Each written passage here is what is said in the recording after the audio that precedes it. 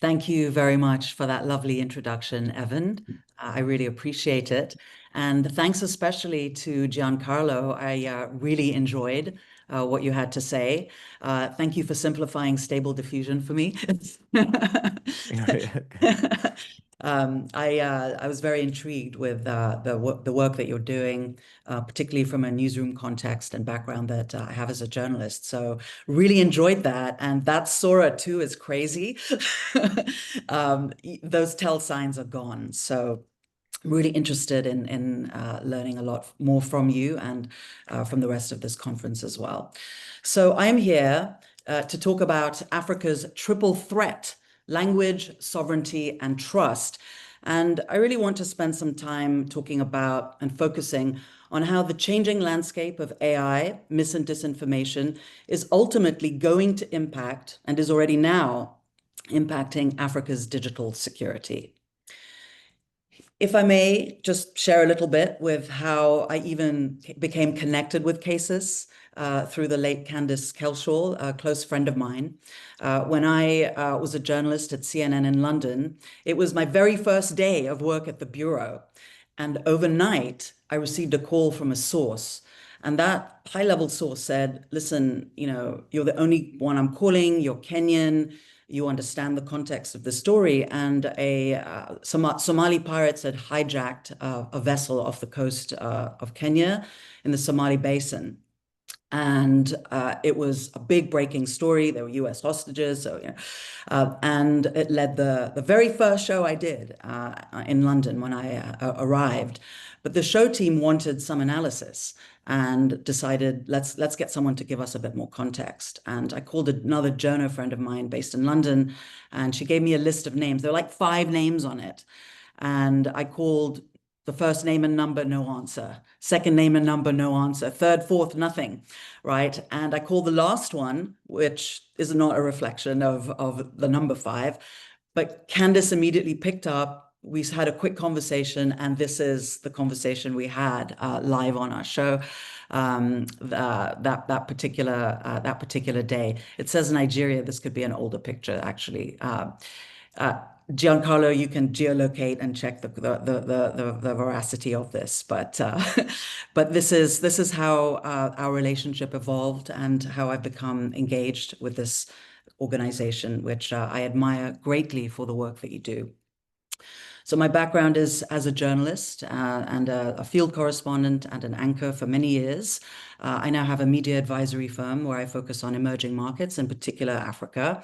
I'm also affiliated with the Harvard School of Digital Data and Design, where we look at generative AI and its ability to scale entrepreneurs and build entrepreneurship in a significant way in Africa and in other emerging markets. I'd like to start by focusing on what I see as Africa's AI paradox. And that essentially is this: Africa has a high adoption of AI, but very little control over it. You have an unprecedented level of youth that are connected on the continent that are using AI tools weekly, up to 78%, very high. And amazingly, this outpaces the adoption in Europe and the United States. So Africa is extremely active on all AI tools and platforms. When I look at my own country, Kenya, and I look, which is representative of the continent, is a hunger for looking for technology, generative AI solutions to all the major problems that we have across the continent. But the danger in that is that we are importing untested algorithms that have very little local knowledge. They're not trained on the local contexts. And so what comes out is not necessarily accurate and can be quite vastly skewed. And so we will address that a little bit later in this presentation, and I'm happy to talk about that in a bit more detail. But that is the dilemma, that is the paradox that the continent is facing currently when it comes to artificial intelligence. This enthusiasm for AI exists alongside quite a stark reality, and that's reflected in the numbers that I'm going to show you here. Africa represents just 2.5% of the global AI market, and it contributes less than 5% to worldwide AI research output. Concurrently, when you just look at the talent base, this is exposure to knowledge, transferring knowledge, access to expertise. It's pretty low. You're looking at a base figure of around 5,000 professionals, engineers, coders, red teamers, anything in the entire tech ecosystem. We're only numbering a few thousand. And that serves a population of 1.4 billion people. Again, anomaly, a vast inconsistency that the rest of the world should note about the situation on the continent and what we are able to contribute in the marketplace and what we get. Just to lay out a little bit of the ecosystem on the continent from a tech perspective, one of the major problems is infrastructure. I mean, this gap creates a significant vulnerability in the continent, especially today. You've got 860 million people still without internet access. So this digital divide is real, of a population of 1.4 billion. This is like 62% are invisible to AI systems, right? On top of that, you have limited data center capacity. This is a really concerning scenario on the continent. You look at a country like the Netherlands. The entire continent has less infrastructure than the Netherlands alone, and much, much less megawatt capacity on the continent, about 400 or so. With all the data centers that are limited on the continent, South Africa has most of the data centers. So about 50% are in South Africa. So it is very skewed, and it leaves the rest of the continent drastically underserved when it comes to data centers. The other thing to note here is because of this scenario, it becomes very easy for bad actors because you have 860 million people that remain invisible. And so mis and disinformation can be significantly amplified here. You can target the urban elite connected and put out all sorts of things. And the defenseless people in rural areas are not able to find a way to counter or even understand or be aware of the information that exists out there and the stories that are told about them. So it's a landscape that is ripe for mis and disinformation. All of that produces a dangerous dependency. And I want to hone in on the data sovereignty crisis, because that, to most leaders and thinkers on the continent, is the most worrying. Only 2% of African data is processed on the continent itself. Like, look at that figure. 98% is processed outside of Africa. So what happens is we sell or give up our data. It is processed externally, repackaged at a premium, and then sold back to us at a significant price tag. So this is a digital echo of historic resource extraction patterns. Colonial mining of data 2.0 is how we can see this, and it is only escalating as Africa tries to reorganize itself, but has extremely difficult challenges in order to be able to increase this 2% and process data on the continent. Just the data center example just gives you, the reason as to why some of those challenges are so significant. So what's happening is that Africa, while the entrepreneurs are amazing, the ideas are incredible, the problems are so vast, minor and major in every single of the 54 countries and regions, we are coming up with solutions, African solutions to African problems using technology. But the problem is we are building our digital future on technological foundations that we do not control, and those technologies do not fully control us. They don't understand us. I had a conversation with Candace earlier this year, actually, and we were talking about this very issue.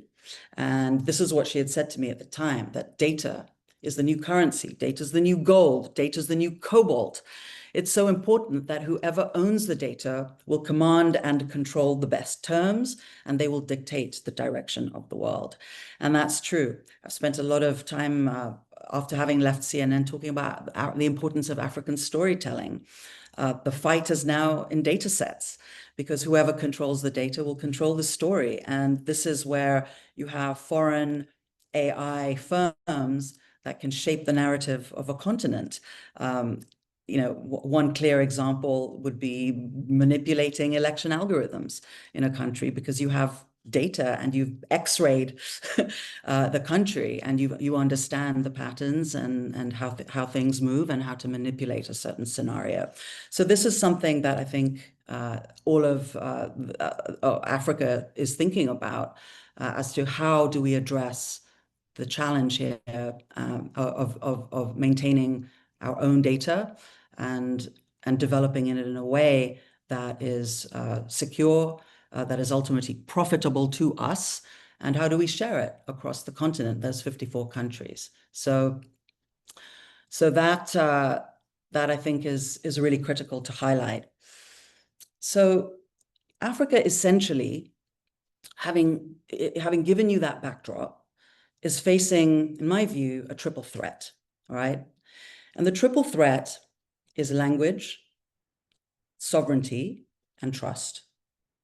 And I'd like to do a little bit of a deeper dive into this in the few minutes that I have. Language is the first and the easiest use of a tool that you can use in an AI world. You can use this as a weapon.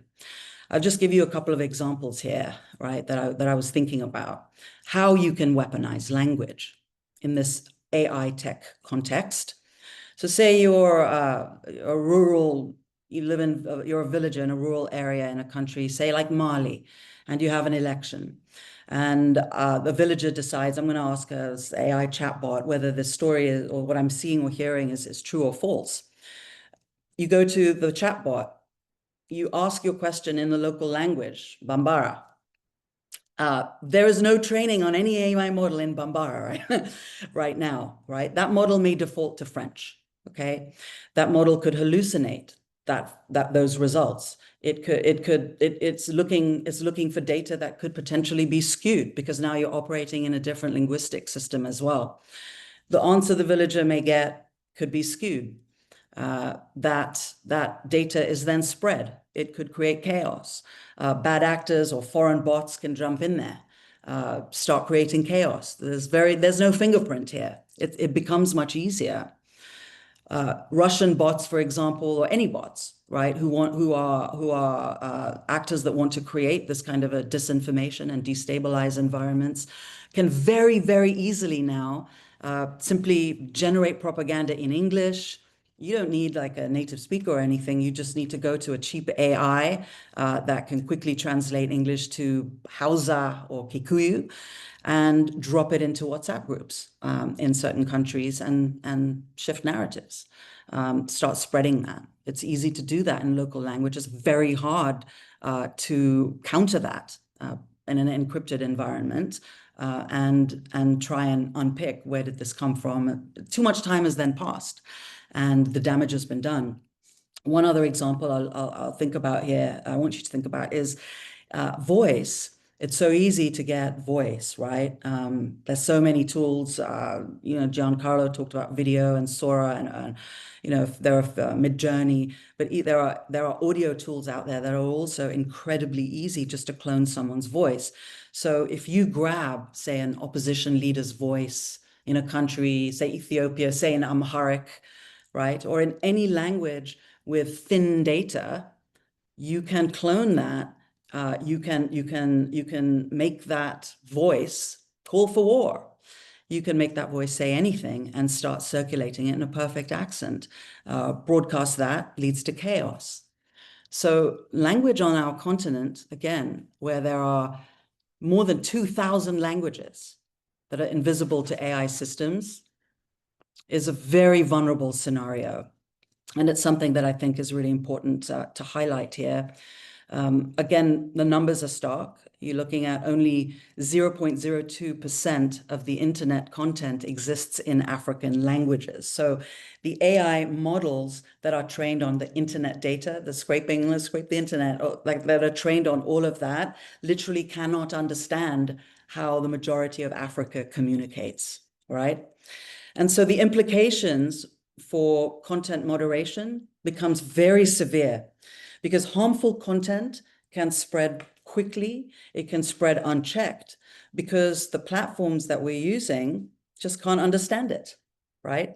So you can post threats, you can post hate speech, all sorts of damaging content, but no one is able to flag that because the algorithm is tone deaf, and that can lead to some very lethal scenarios.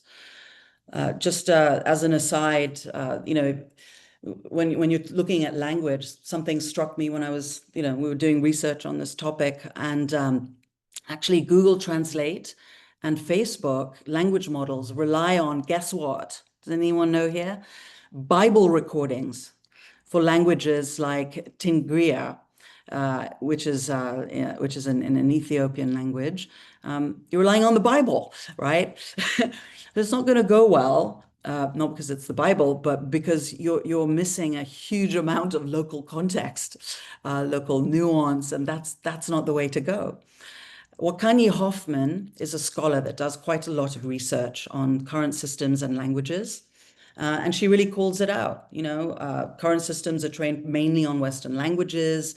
They miss things like cultural context, tonality, nuance, subtleties. The African continent and communities have oral cultures and oral traditions, right? That is entirely lost as massive swaths of linguistic elements are just not there. And so it's impossible for the AI to be able to contextualize it in any way that is accurate, respectful, or contextual in the answers that it gives. Wakani Hoffman talks a lot about this concept she has called Ubuntu ethics, that basically says we need to move away from profit-driven language models, and we need to adopt a community-centric approach, and essentially go out, gather data that's of high quality in local communities, in local languages, structure that data in smaller language models, and share any profits or proceeds with the communities themselves, and not just use them as extractive only. And I think that is really important for us as Africans to be thinking about. Real quick before I hit the second issue is that I also read that 90% of African languages are actually at risk of vanishing by the year 2100 because we're going to lose them to bad AI, right? So bad AI ultimately accelerates our cultural erasure, right?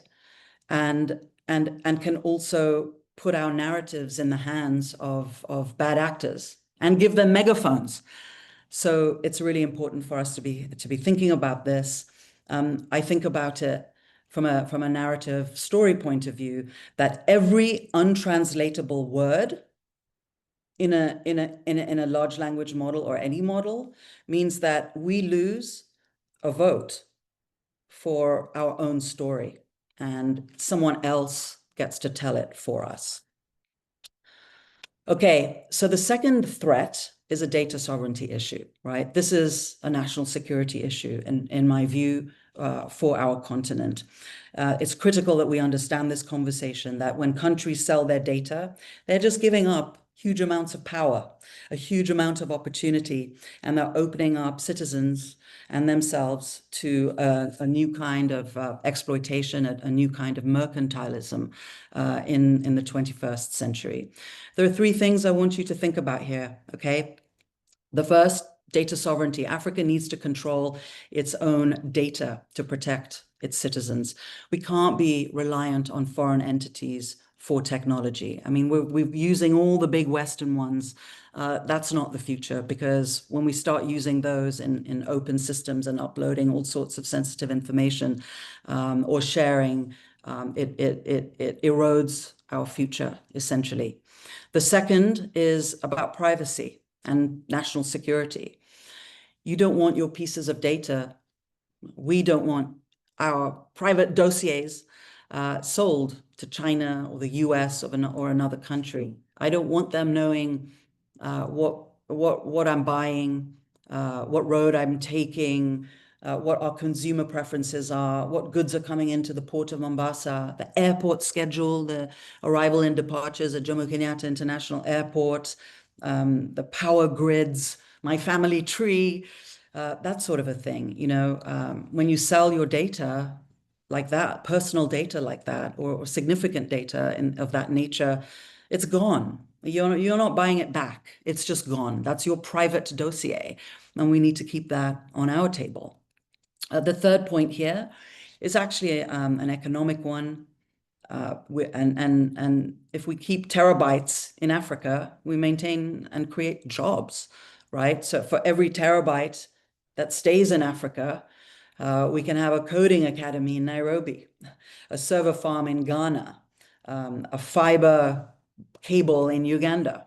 And we're creating jobs, we're creating value. We're not getting money from just remittances or, grants and aid and that sort of a thing. We're creating value in-house. And that helps us create tech infrastructure. It creates economic development and also ensures our national security. So this is the process that Africa currently faces today, because we don't have infrastructure, right?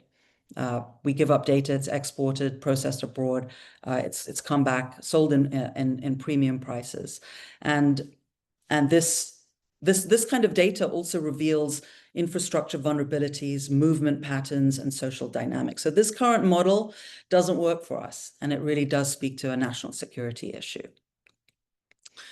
The third threat in the triple threat is trust.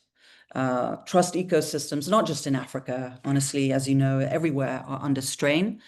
95% of African youth work in the informal economy. So this puts them outside verified information channels, institutional trust structures. On the continent, you've got radio, still big, WhatsApp and TikTok. They are the dominant information ecosystems. And those ecosystems are not designed to tell truth. They are designed to maximize engagement. And in scenarios on the continent, particularly around election time or, economic strain as there exists today, when you want to throw in political instability and then with a solid dose of ethnic tension, you have a scenario that artificial intelligence, Gen AI tools can detonate scenarios in elections and sensitive moments in a nation or between nations. So it leaves it very open to manipulation. So you're looking at, in Africa, a combination of high AI adoption, low or challenging digital literacy or access, platform-specific vulnerability, like WhatsApp, TikTok, like for example, and pre-existing social fractures like that can be exploited by bad actors and can be manipulated at scale. And that is also something that is deeply worrisome. As an encrypted channel, Africa is about WhatsApp, right? As it is in many emerging markets. And this provides a much more particular challenge in an encrypted environment, end to end. Only individual members of groups can really see what's shared. So it makes it difficult to counter with accurate information. Africa's mobile first, so our history is mobile first. So the whole apparatus of the West's desktop-centric history isn't there for us, right? Everything is about mobile. M-Pesa, big success story in Kenya. The whole continent is, still the majority of rural areas using dumb phones, not smartphones. If Auntie Zain tells you in a rural family's chatbot, don't buy this seed, it will kill goats, and don't buy from Kikuyus, right? And now 200 members of my clan have sent this on. It's very, very hard to debunk that peer-to-peer infrastructure here. Africans predominantly access the internet through low-cost Androids if they're using smartphones, and those have limited storage. You can't easily upload antivirus. Then you don't get a lot of software updates easily. It takes data, bandwidth, processing power that has a cost. So mobile first really shapes in Africa how mis and disinformation evolves and spreads. Okay. Let me give you this case study. You may have seen this in Nigeria, that what happened. I mean, it's so basic, but it was horrifyingly disruptive. In 2023, eve of the elections, the opposition candidate Atiku Abubakar, is talking to his team, and they are talking about their plans to rig the election, except it's fake. They never did. That recording picked out a composite of this word, that word, a couple of sentences from previous speeches, and just fused that all together in a cohesive sentence that then started to circulate and in local language across Nigeria in the night before the election. It was not debunked until after millions of people had already voted. So that lie, influenced somebody's vote. All right. Forensic analyses was done by PR Nigeria, but it was too late. Okay. They debunked it, but it was already shared thousands of times and caused significant disruption. This is one example of many that happen on the continent and around the world. And this is a challenge that countries, candidates, newsrooms are all facing. Deep fake, as you said, Giancarlo, audio crisis. That's like the new IED. It's cheap, it's easy to make, you get it out there. And it happens at scale. We need to be more aware, we need to be better informed, we need to understand what are our tools to solving it. And finally, just driving us back to some of the solutions that should be built by Africans. What does that essentially look like? The thing is, we don't want American AI with African stickers, right? We want authentic models that are built by us, that are hyperlocal, that have knowledge of our contexts and languages and cultures, right?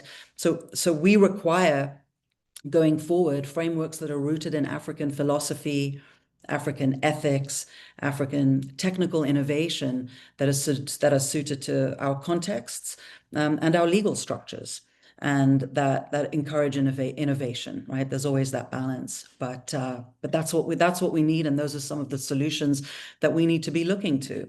So we don't want to copy the West, right? We have Western tools, we're adopting them on the continent, but we don't want to copy them, right? The goal is to develop frameworks locally that are suited to our specific needs.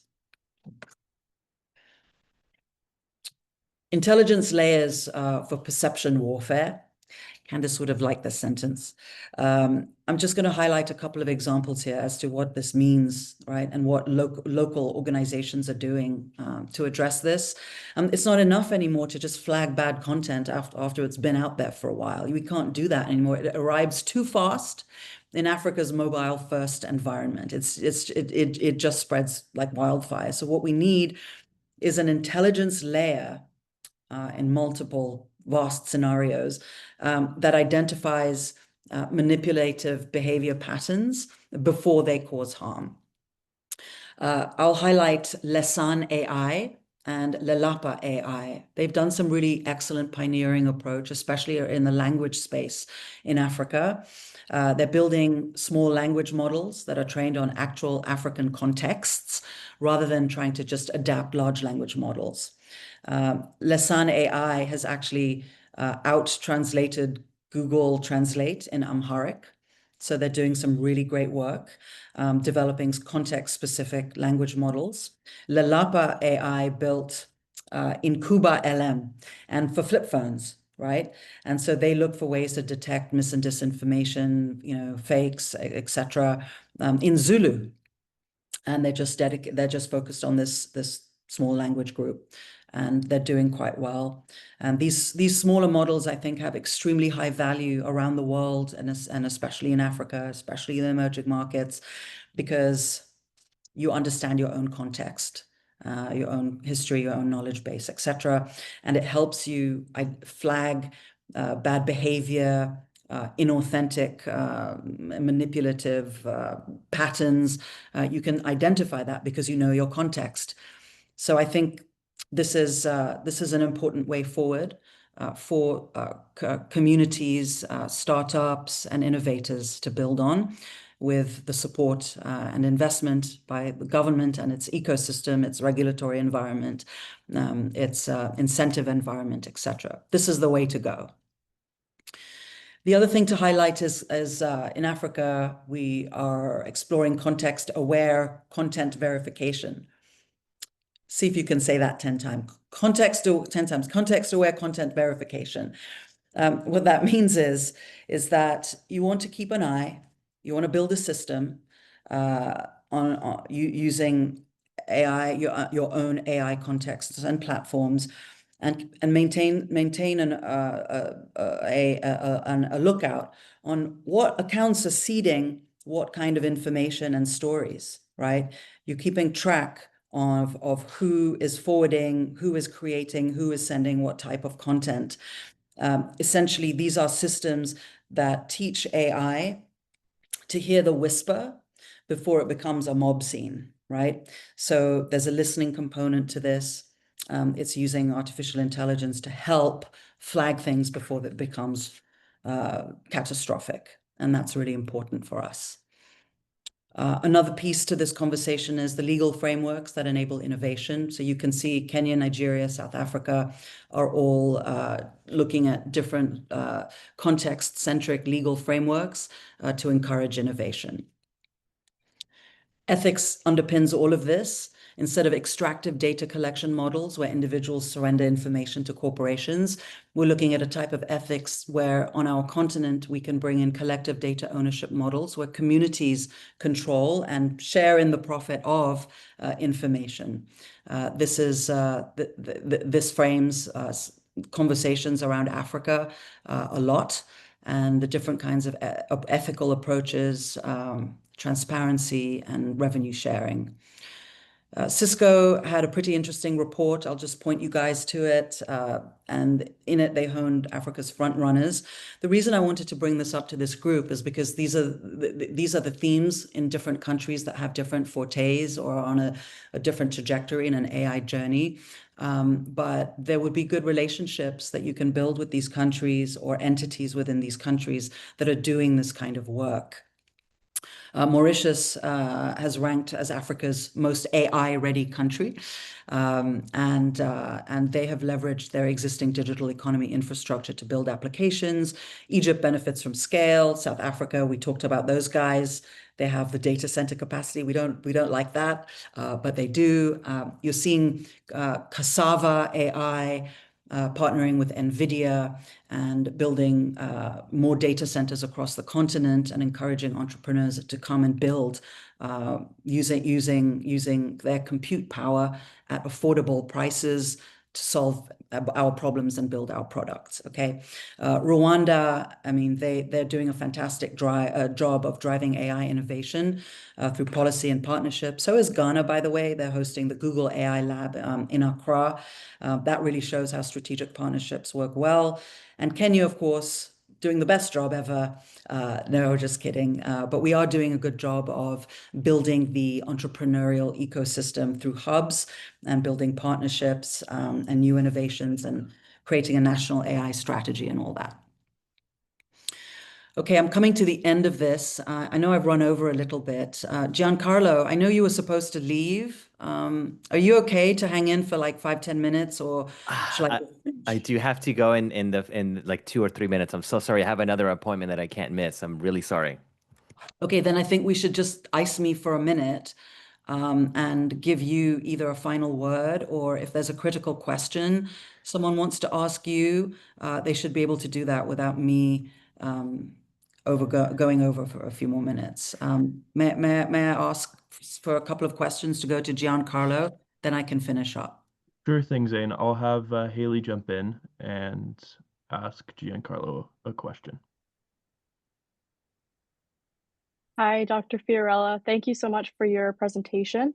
Um, yeah, just quickly here, we do have one question.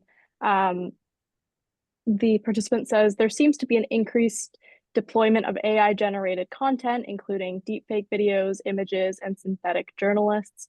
Given that creating a convincing military or political deepfake is now affordable and accessible, how can states, particularly those with limited technical capacity, establish a scalable, rapid response AI detection and authentication framework without relying solely on these large tech platforms that may be compromised or biased? Yeah, that's a great question. And sorry, thanks, Zane, for giving me the time here. Yeah, again, I apologize. I do have this other thing. Um, yeah, $1 million question, right? I mean, I would say definitely don't trust big tech platforms to help you with this because they're, hey, guess what? They're causing the problem, right? So if any big tech platform comes along and says, "Hey, can we help you with this?" Well, no, because it's your fault, right?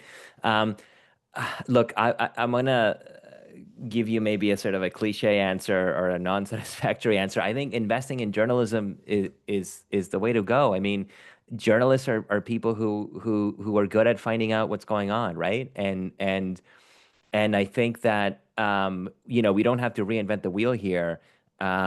Invest more money in journalism. Teach folks how to do these verifications, how to work with images, right? Have dedicated teams of people who are good at finding out if a video is real or not. That's what a journalist is, right? You can have whole newsrooms that are set up in a way if you were to invest in that. And then the other thing I would say is, again, maybe a cliche, but invest in education. A lot of the, I think, inoculation to deep fake videos, to AI videos, is just sort of basic critical thinking skills that I think we would have picked up in high school. I remember high school here in Ontario where I was learning about asking questions when you see something anywhere. If you read a book, if you were watching something on TV, ask questions about it. Where's this coming from, and who made it, and how do I know that it's accurate, right? Um, so those are two answers. Invest in education, starting at an early age, teach people to think critically, stress it, and also invest in journalism.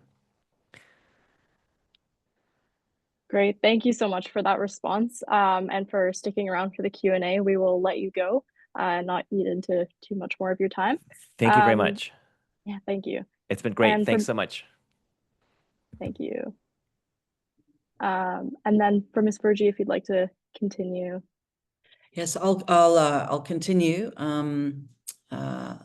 Hold on. I'll continue and wrap. I just had a couple more points to make. And, I like checklists. I need a list for everything. Giancarlo, give me a list of when I see an image of what am I looking for. And so we have your information security checklist for Africa. And essentially, for any temperature check, it should look like this for our continent. We want to be developing African context threat models, and we don't need to be applying Western frameworks to African digital environments. We should be insisting that vendors demonstrate an understanding of local language and local contexts. Anyone coming in, like you said, like if a large organization wants to come in and partner with you, funding should have local partnerships because that's how you bring in local context, not just foreign consultants. Number two, support data sovereignty and that infrastructure there. Advocate for in-country AI data processing. Champion small language models. I've talked about that a lot. Small language models also mean less compute. So that means emerging markets, lower bandwidth areas, are able then to start building technologies in this space. It's lower compute and also harder to monopolize. The fourth is to build coalitions across academia, government, private sector. That's a good one to highlight the Google lab over in Ghana. They're doing a good job of that. And then the last point here is measuring success by inclusion. Security tools typically work in English, so right. And so I think I think that that needs to change because otherwise it will fail Africa. A friend of mine, Rebecca, said this on the security perspective on the continent. The internet access is the oxygen of the digital economy, and security is the immune system. And that's really what we're looking at today. I would like to leave you finally with something I'd like to share with the whole group here and with Cases and anyone else that you would like to share with.